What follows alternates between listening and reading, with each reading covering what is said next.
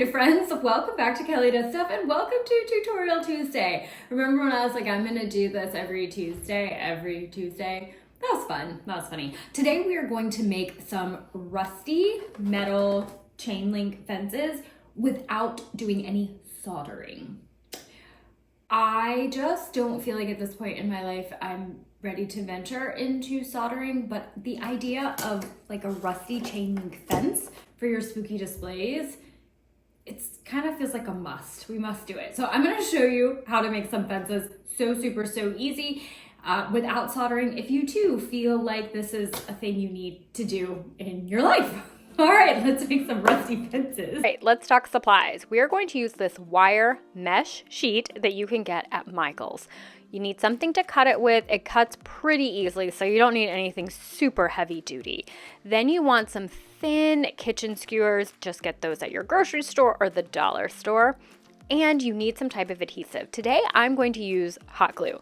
When we get into this, you might decide you prefer a different type of adhesive. For paint, we want a silver metallic, and then I always like to use an orange spice to add a rust effect to my projects.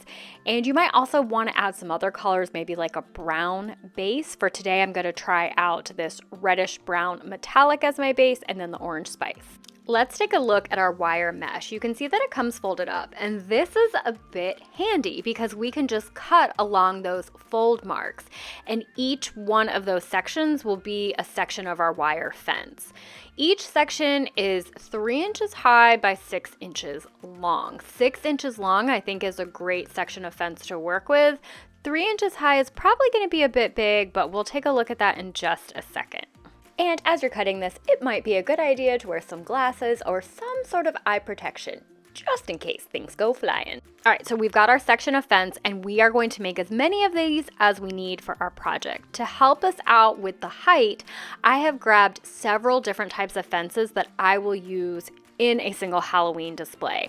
I like a variety of looks, and I don't need all of my fences to be the exact same height.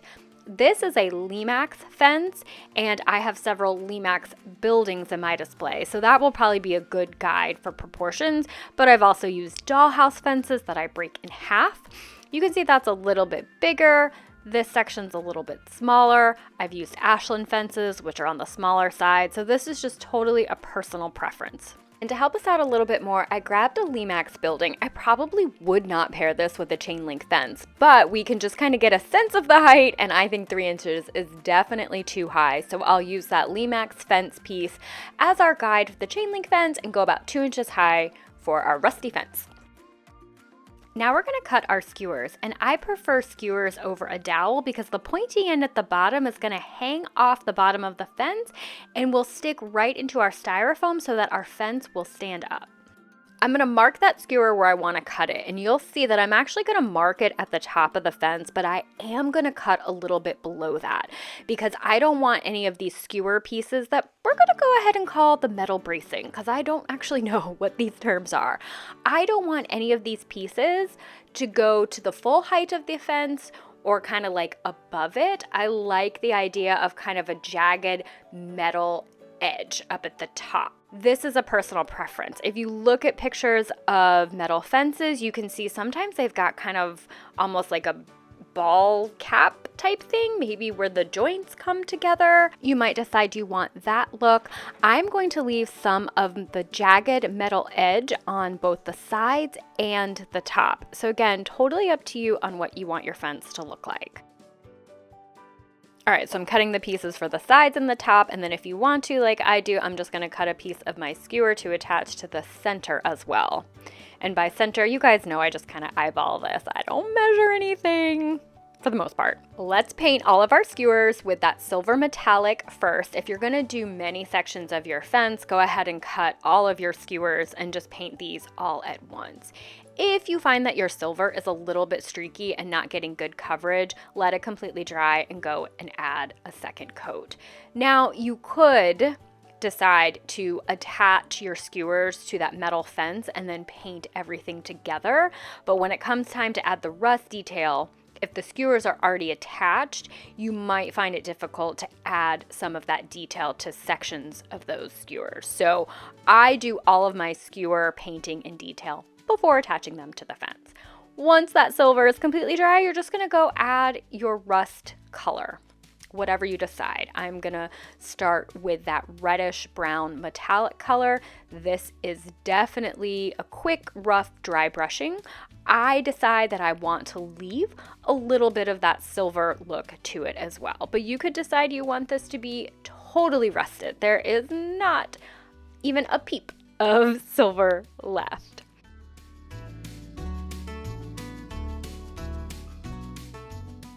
I'm going to use hot glue to attach my skewers because I have exactly 0 patience to wait for a better glue, like maybe a super glue, to dry.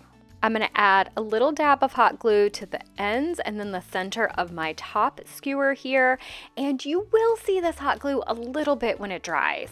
That does not bother me so much because, like I said, I'm impatient, so I just want this little accessory to be finished. And when it comes time to actually set it up, I could hide some of that glue with maybe some creepy vines or something. If you do go this route, just make sure your hot glue gun is on the high setting and let it get pretty hot before you attach them. That will allow you to just apply a little bit of glue to some small spots on those skewers and get a good attachment. Now, this might not hold up in the off season when you package them away. When it comes time to set it up again, you might notice that your pieces are no longer glued together. This happens to me a lot, actually, when I'm creating things because I like those immediate results, and I'm often fixing things and putting them back together with hot glue.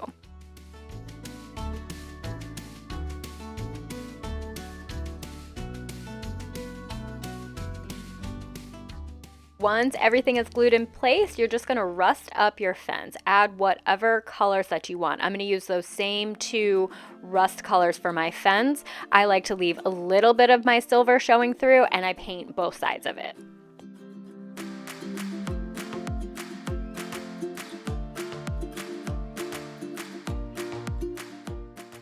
And let's take a look at how we're going to put them into our styrofoam base. The closest one I could grab here was actually one of those Limax pre-made ones, but you can put these into EPS or XPS foam, and those skewers will just stick right into your styrofoam. You don't need glue or anything.